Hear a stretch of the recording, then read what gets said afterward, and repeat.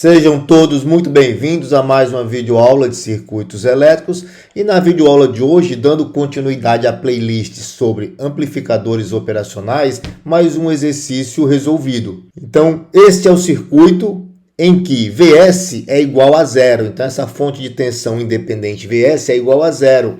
E o problema pede quem é a corrente I0, que é exatamente a corrente que circula pelo resistor de 2K. Então, Vs sendo igual a zero, o potencial na entrada não inversora é nula, é zero. Portanto, devido ao curto-circuito virtual, o potencial no ponto A também é zero.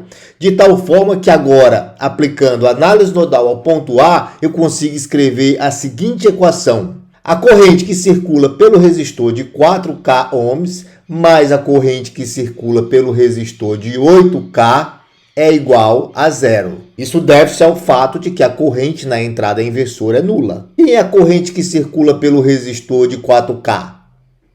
É 0 menos 10 milivolts sobre 4.000. Mais a corrente que circula pelo resistor de 8K, que é 0 menos V0, uma vez que o potencial no terminal à direita do resistor de 8K é V0, sobre 8.000. Isso igual a zero. Então, eu tenho uma equação do primeiro grau com uma única variável, que é V0. Determino V0 e, após determinar V0, eu calculo facilmente zero, aplicando a lei de Ohm ao resistor de 2K. Então, I0 é igual a V0 sobre 2.000. Então, é um exercício de fácil resolução, uma vez que o aluno entende os conceitos relativos ao amplificador operacional, o conceito de curto-circuito virtual, e que normalmente exercícios envolvendo amplificadores operacionais requerem a análise nodal em um determinado nó. Nesse caso, nós realizamos a análise nodal ao nó A. Então vamos à parte computacional. Eu fiz utilizando o Python, mas o aluno pode utilizar aí uma folha de papel, são cálculos simples. Mas eu vou explicar a parte computacional para quem está utilizando esse recurso e está aproveitando para aprender uma linguagem de programação. Então, primeiramente, eu importei a biblioteca SymPy do Python, ESSP. Ao invés de eu escrever SymPy antes de cada função, eu utilizo o SP de forma abreviada, então isso facilita a minha programação. Então eu digo que V0 e que I0, perceba que eu estou usando V0 minúsculo, porque mais à frente eu vou usar V0 maiúsculo.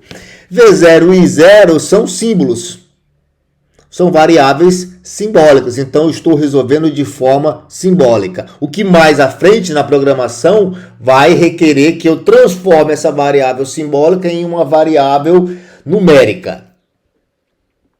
E aqui eu descrevo a equação que eu obtive aplicando a análise nodal. Entre parênteses, o que está à esquerda da igualdade está à esquerda da vírgula e o que está à direita da igualdade está à direita da vírgula. Então foi a equação que eu acabei de mencionar ao aplicar a análise nodal ao ponto A.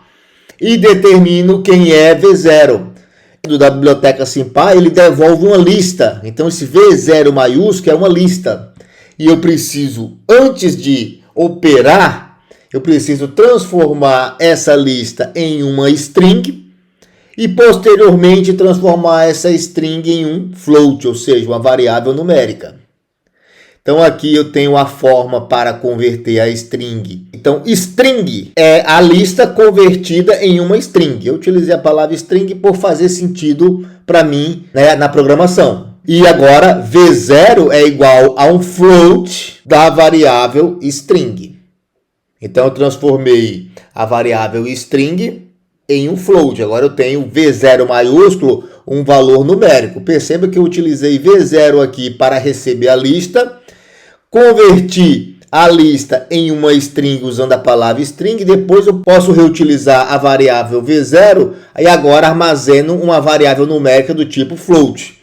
E, portanto, quem é I0? É só olhar aqui o circuito. I0 é a lei de Ohm aplicada a esse resistor, V0 sobre 2K. Então, I0 é igual a V0 dividido por 2.000. E agora eu imprimo o valor de I0.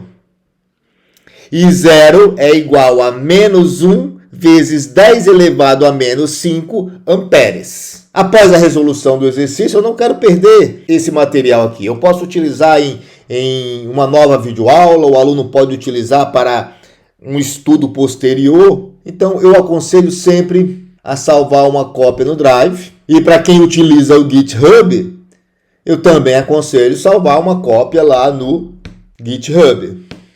Então, eu já tenho um repositório que são exatamente arquivos do Colab Research que eu estou utilizando para criar essas videoaulas. Então, Unpop 2. Na videoaula anterior era o arquivo Unpop 1. Aqui eu já renomeei para Unpop 2 e salvo. Então, uma vez salvo no GitHub, olha que interessante. Esse meu repositório, eu estou armazenando todos esses arquivos que eu estou utilizando para gerar essas videoaulas. Então, futuramente eu posso reutilizar esses arquivos para uma nova videoaula, adaptar. Posso também utilizá-los para uma aula presencial e eu não perco todo esse trabalho que eu tive para gerar esse conteúdo. Portanto, agradeço a todos que assistiram a essa videoaula e até a próxima.